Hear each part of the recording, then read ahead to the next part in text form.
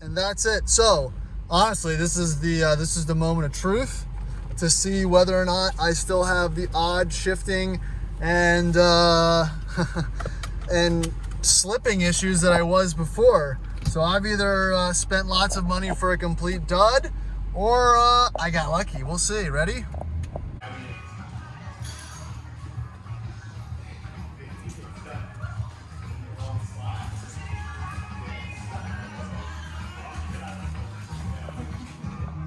Woo! Well, here goes nothing. All right, so after putting it off for probably a week and saying I'm not going to do anything to it, I have obviously caved, and the Rover's at the shop. Couldn't help it. So Tyler is going to drop the old leaky pan, and we're going to put a new pan, filter, fluid, and see if that does anything for this this fun transmission that we've got here. Well, that's a not great color. It's not the worst.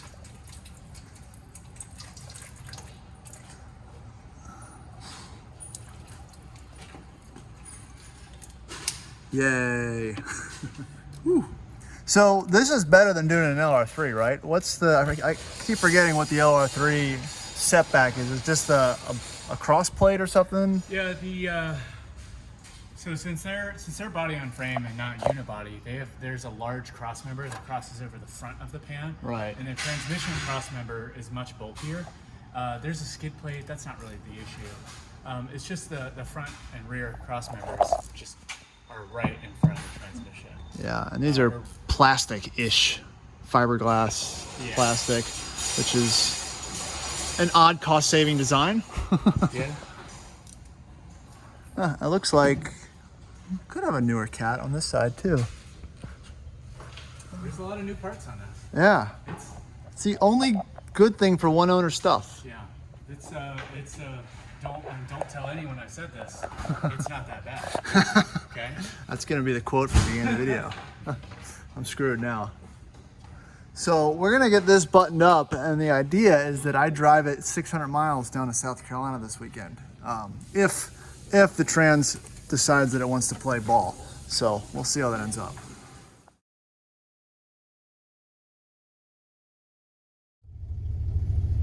All right, so we're gonna head to Sports Car Workshop, driving the Cadillac, just putting some miles on to make sure it's good to go. I've been driving this car a lot recently, more than I'm used to, honestly. It's a great car to cruise around town in. I do enjoy it, honestly. It's just hilariously smooth, and it's really bad on gas, but it's not like terrible. I mean, it's probably around 10, probably maybe a little bit more, but I don't really go anywhere with it, so it's fine. But back to the point of this video. So this is going to be a two-part video of the series with the Supercharged L322 Range Rover, because fingers crossed, if the transmission filter flush actually does anything to better the shifting, I'm going to jump in this truck in a day and a half and ride it all the way down to South Carolina for a long weekend with some friends that I have down there. So yeah, this, again, I haven't driven the Supercharged more than 10 miles at a time. Didn't want to put any wear on the transmission. So if this does fix it, I'm going to jump in and send it all the way, 600 mile, 700 mile round trip journey down to Columbia, South Carolina from Richmond, Virginia, just to see what it does. So terrible ideas here, but that's kind of the whole, thought process behind rushing this to get it fixed. So we're gonna go check on the progress, and we'll see if things are looking good. Taking the car on a long trip. Terrible idea, but at least it's just gonna be me. If something goes bad, I'm not straining a bunch of people. So that's the idea. We'll see how it pans out. Ooh, all right, we're back. So we got some fluid. Tyler's got the vacuum pump a filler upper thing, which is, I guess, the best way to do this. See how there's no freaking dipstick.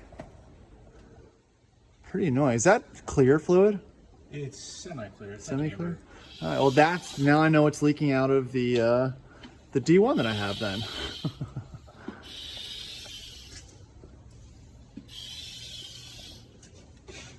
Whoa, there goes nothing. So here's the kit. You can get these. This is Atlantic British kit. We were gonna go with the metal pan, and then I decided to just get the standard plastic one. Whatever. I'm not gonna be slamming this truck off any rocks anytime soon. Like I said yesterday, if I do, I'll put a skid plate there, but not really the end of the world. So, fingers crossed.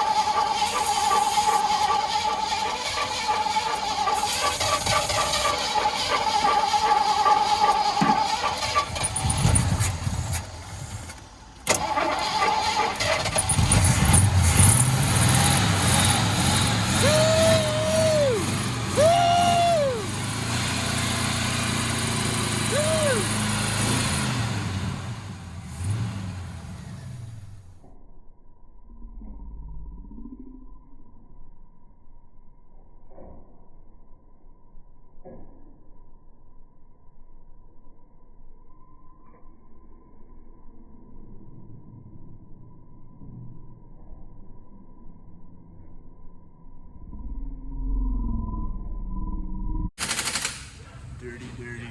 Always dirty diffs. No one ever services the diffs on these trucks. Shame. So we're doing the diffs. We're doing this transfer case. We're flushing the brake fluid. So basically all the stuff that no one ever does or feels that they need to do, we're just gonna go ahead and do it. I was kidding with that full service, bringing the Brembo back, which is unfortunate because one day we might pull these off and put smaller ones on to put knobbies on it, but again, didn't even know it said Brembo. I wonder if those are original. There's no date on it. Phew. But again, look at that. Newer looking brakes, fat pads and whatnot. Awesome.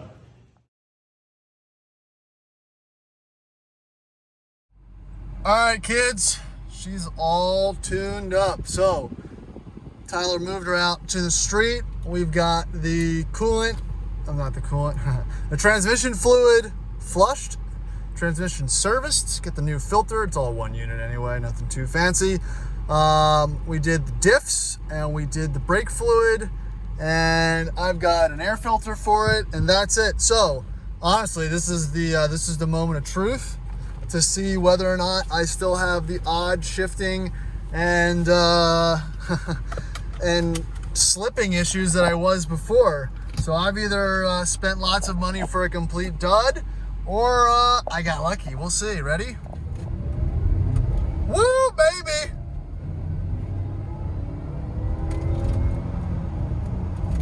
She's got nuts. I think Tyler done did it. She's shifting.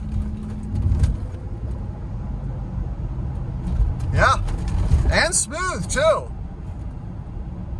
Even the normal shifts feel good.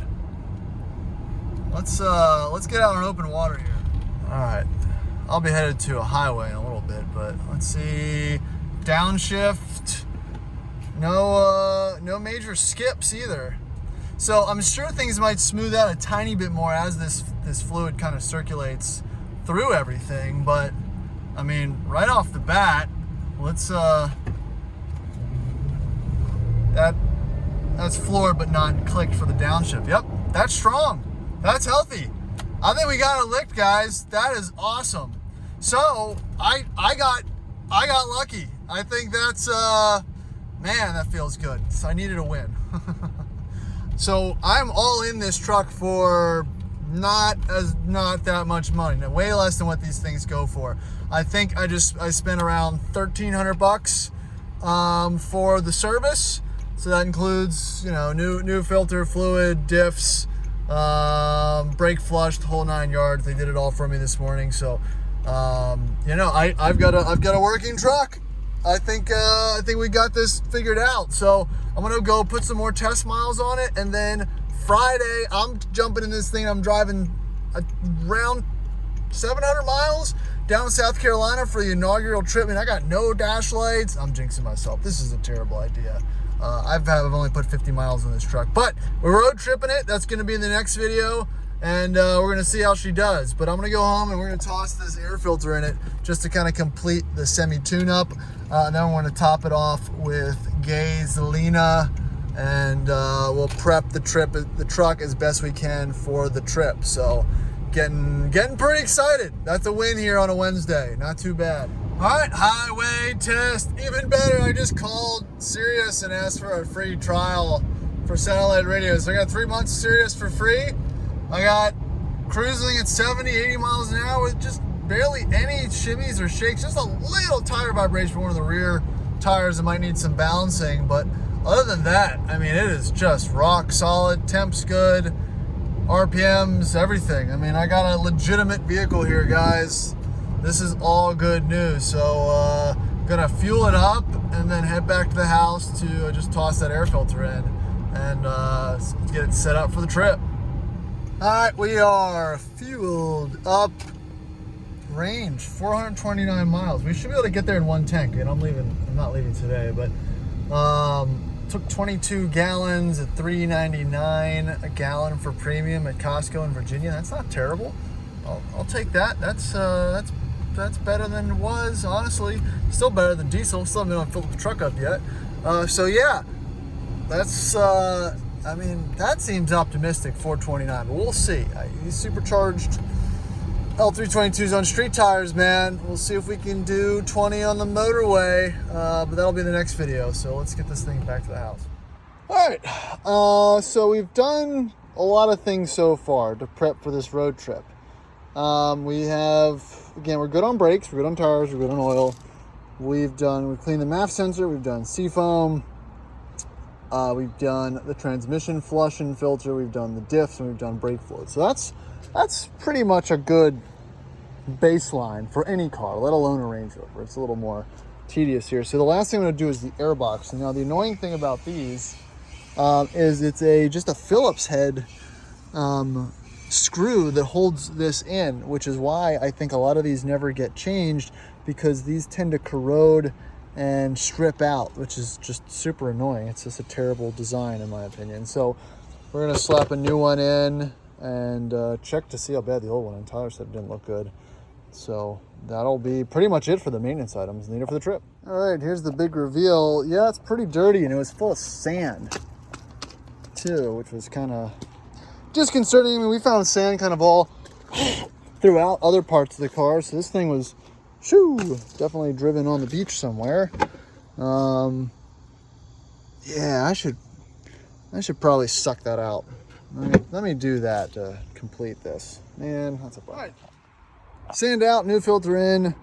That's a wrap for the tune-up here. Hopefully we'll get that screwed back on. Just an annoying setup. Just takes too long to do this. All right, I think we're done for today. I mean, this has been, so far, fingers crossed, a great success. A very nice purchase. No, like I said, I'm excited. The truck came to me in good condition. The transmission was scary. And my thought process behind it was I don't really see a lot of these with bad transmissions. You see a lot of these with lack of maintenance, which is why these can be attractive if it's the right kind of lack of maintenance. Some things you can get away with, some things you can't. And after, if you saw my other previous video of me kind of fixing the 06 supercharged transmission by a small adjustment, I gave this one a shot. So put a little bit of money into it, but right now as it sits, it's a very functional, good car. And I think I'm going to stick with it like that, you know. This is the transmission in the LR3 is the same as transmission in the supercharged, which is probably almost the same in the 5-liter supercharged with, so that's 300 horsepower, 400 horsepower, and the 5-liter supercharged is 500 horsepower, all with the same transmission. And we've actually seen trucks with blown transmissions, slip transmissions, burnout transmissions in the 500 horsepower supercharged. I don't know if the internals were ever beefed up to handle that additional power.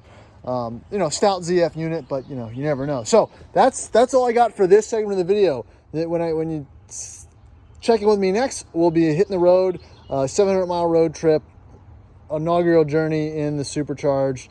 Again, on the mission to prove whether or not this is the best L322 model you can buy for the money, for reliability, longevity, and functionality. So, hey, I appreciate everyone following along. This has been a fun journey. It's not over yet. So please subscribe, check out the rest of the channel, and catch you in the next one. See ya.